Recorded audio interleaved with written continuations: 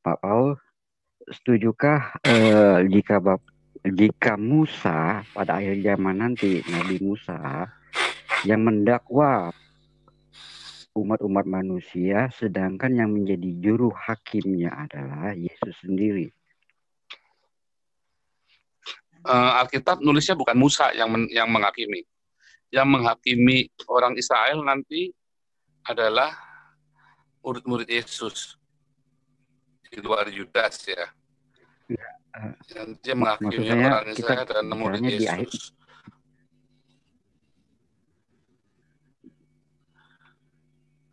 Ya, Feedback saya Pak, kalau di saya Pak. hari penghakiman toh. Iya, Kiamat kan penghakiman maksudnya kan. akhir zaman di umat manusia. Hari Benar, kiamat benar kan Bapak. maksudnya kan. Benar Pak, benar. Nah, yang mendakwa umat manusia adalah iblis. Dan Yesus yang akan menjadi pembela kita. Itu yang ditulis di dalam Alkitab. Iblis pendakwa kita. Iblislah pendakwa kita. Tetapi Yesus yang akan menjadi, ya, itu tertulis sangat jelas di dalam Alkitab.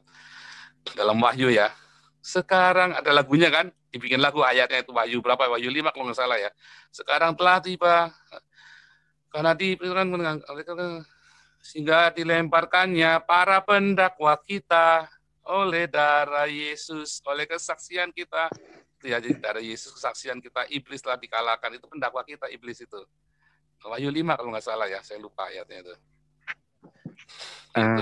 Maaf Pak, mungkin Bapak bisa mengarahkan lebih ini lagi detail ke saya secara pribadi. Ya. Dalam Yohanes 5, ayat yang ke-45, kalau saya membaca, di sana tertulis, jangan kamu menyangka bahwa aku akan mendakwa kamu di hadapan Bapa. Yang mendakwa kamu adalah Musa. Ya. Yaitu Musa yang kepadanya kamu menaruh pengharapan. Iya. Lalu, nah, mesti lihat konteksnya itu, Pak. Oh gitu. Iya. Sedangkan kalau kita naik ke atas lagi ke ayat 22-nya, Bapak tidak menghakimi siapapun, melainkan telah menyerahkan penghakiman itu seluruhnya kepada anak-anak. Di sini kan Yesus, Pak. Betul.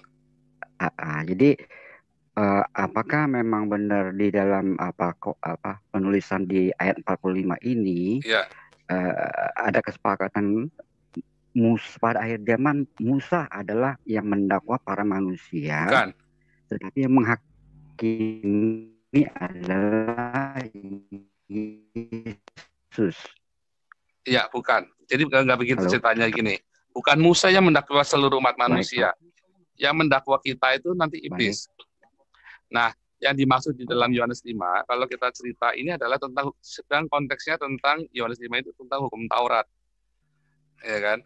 Karena Yesus itu kan mengenapi hukum Taurat. Dan orang Yahudi ini, para ahli Taurat ini, dia berusaha menghakimi Yesus dengan hukum Taurat itu. Padahal hukum Tauratnya orang Yahudi ini yang dihakimkan kepada Yesus itu dari Talmud, bukan dari Tanakh. Makanya Yesus bilang, nanti yang dakwa kamu Musa. Nah, kenapa?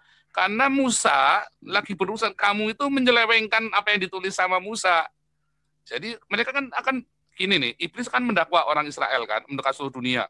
Terus kalau di dalam Roma tulis, orang yang hidup oleh Taurat akan dihakimi menurut Taurat.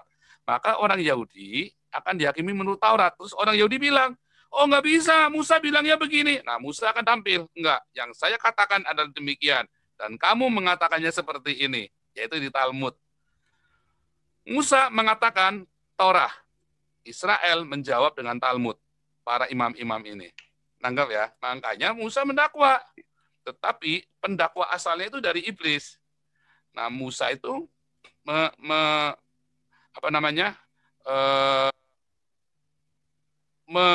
menuntut. Nah, itu tadi. Karena tadi Roma 5 ya. Orang yang hidup oleh Taurat akan dihakimi oleh Taurat. Orang yang hidup tanpa Taurat, ya dihakimi tanpa Taurat.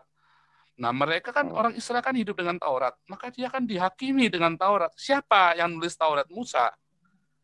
Dan mereka akan berkata, oh, nggak bunyi begitu, bunyinya begini. Di Talmud. Dan tidak di konteksnya Yohanes 5 sampai Yohanes 7 ya, sampai Yohanes 8, itu konteksnya Yesus sama hukum Taurat. Yesus itu dihadapkan ke hukum Taurat, tetapi Taurat yang dihadapkan ke Yesus itu bukan Taurat, tapi Talmud.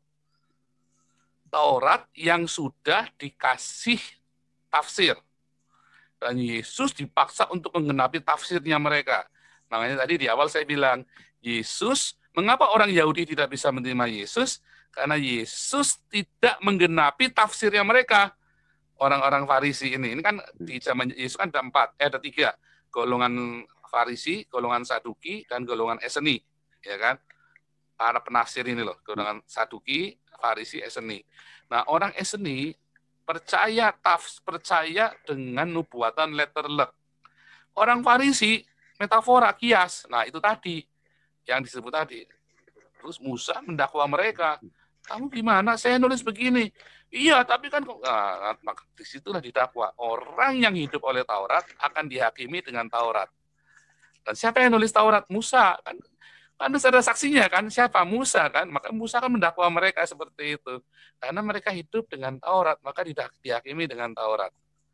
Tapi orang-orang non Israel, orang Cina, orang zaman itu ya, orang Roma, orang Afrika kan tidak hidup dengan Taurat, maka dia tidak dihakimi, tidak akan didakwa oleh Musa. Kenapa? Karena dia tidak hidup oleh Taurat. Nah, ayatnya saya carikan deh ya, itu yang tentang itu ya. Jadi itu memang kaitannya dengan itu, saya tahu itu ayat itu. Orang yang hidup oleh Taurat.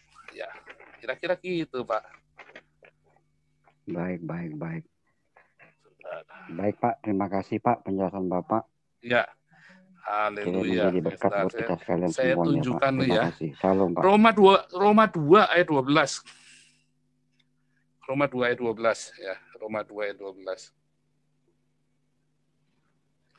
Roma 2 ayat 12. Teman-teman nggak harus bertanya ya, boleh kesaksian juga ya. Teman-temannya mau kesaksian juga boleh ya. Roma 2 ayat 12, sebab semua orang yang berdosa tanpa hukum Taurat akan binasa tanpa hukum Taurat.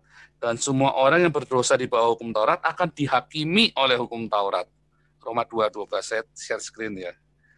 Nah itu konteksnya nanti itu Pak, yang Musa mendakwa itu. Iya. Saya tunjukkan di ayatnya supaya teman-teman yang di live YouTube juga bisa lihat ya.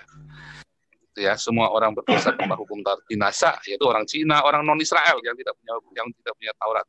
Tapi semua orang yang berdosa di bawah hukum Taurat, yaitu orang-orang Yahudi, orang Israel ya kan, akan dihakimi oleh hukum Taurat. Makanya balik lagi ke Yohanes 5 ayat 45. Musa yang akan mendakwa kamu. Kenapa? Kan Musa yang nulis dan mereka memfitnah Musa kan. Mereka memfitnah Musa. Gitu.